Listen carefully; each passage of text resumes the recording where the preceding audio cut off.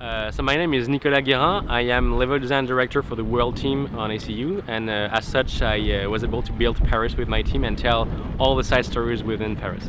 So Paris is basically our star in ACU. So yes, we have Arno, the main character, but Paris is our star. You know, it's the most famous place we've ever done on ACU. It's also the biggest city ever built.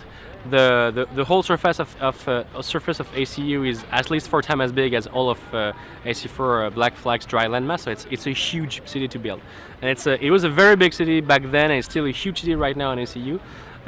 So we had to do lots and lots of research. Fortunately enough, Paris is a very well documented city, so we had lots of material to tap into. And the same goes for the stories. We have more than 1,000 stories to select when we do our research about Paris history and people living in the districts. There are more than 100 in the game, so it's over 20 hours of gameplay, so it's really large and expanded. As for the city itself, we knew we wanted to do something very different. It's a very big city, so we have 7 very districts in Paris. We have the Marais, a district where old nobility is still clinging to their old ways. We have the Bièvre district, which is really poor and run down, where the Bièvre River is actually acrid and toxic, and people don't live long in that district. You have the Vente de Paris, which takes its name for the famous Émile Zola book, which is the belly of Paris, where all the social classes are mixing. So all those places, they add up to make a huge playground for us, and all that history is really feeding us into our creativity for this year. It makes me. I'm French myself. I live in Montreal, but I'm from France, so it was easier for me maybe. But basically, yes, the thing is all the material is in French, so it's easier to dig up.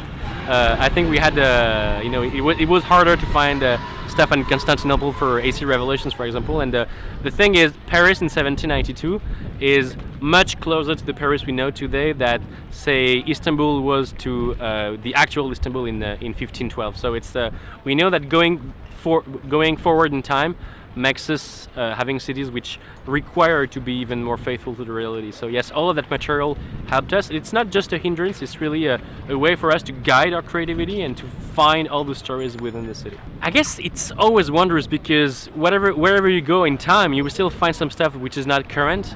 For Paris, it's really interesting because you see what Paris was back then. It's not just the city itself, it's also the way people lived.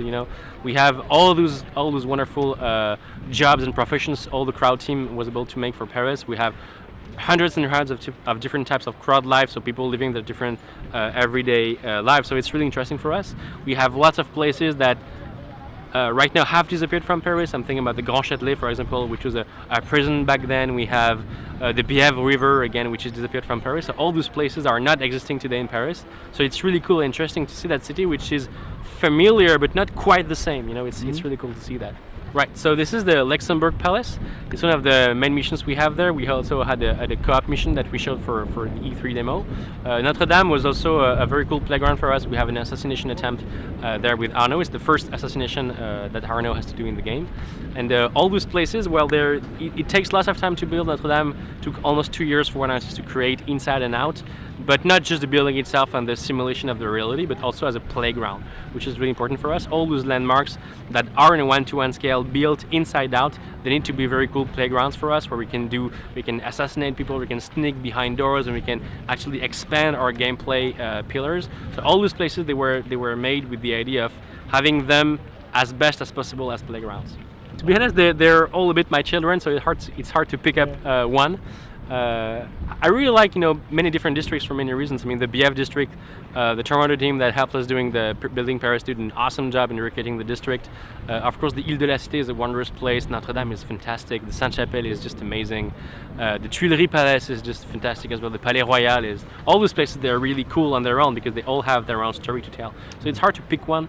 The Sainte-Chapelle is really cool when you go inside, and when you go inside, you saw that in Paris. I mean, if you go inside the building, you have that emotion coming up. All the stained glass and all that majestic place that it is. It's the same in the game, and I think that's what makes it really special. It's really interesting because it's indeed a very stark contrast between the places and what's happening there and the places that you see. Notre Dame, for example, is a good example because during the French Revolution, the cathedral is in disarray. People are living there. People are trying to loot stuff from it. There's even a donkey living there full time for 2 years. So it's to see that glorious building with a revolution happening. It's really interesting, and it shows the contrast. The Luxembourg is an interesting example as well because it shows how how fastuous the nobility was living at the time. We're going to show the Palais de Versailles as well, so Versailles is in the game, and you see that the richness of these places in comparison to the slums people were living and the condition in the streets people were living. So it's really interesting for us. We have different ways of showing that. Well, first, Paris at the time was a horrible place to live in. The city was enclosed within the general farmers' wall, which was a tax barrier, so it was really expensive to live in Paris. And then in the actual city life, we have people living their everyday lives. So we have woodworkers, we have blacksmiths, we have market vendors, we have all these places teeming with people, and we also have, of course, the newspapers. So if you read newspapers in the game, you will have access to side content missions because you know they exist, and you will also have lots of actual content about the historical events that are happening at the time. So we have lots of ways to make the city even more alive than before with interacting with the city itself.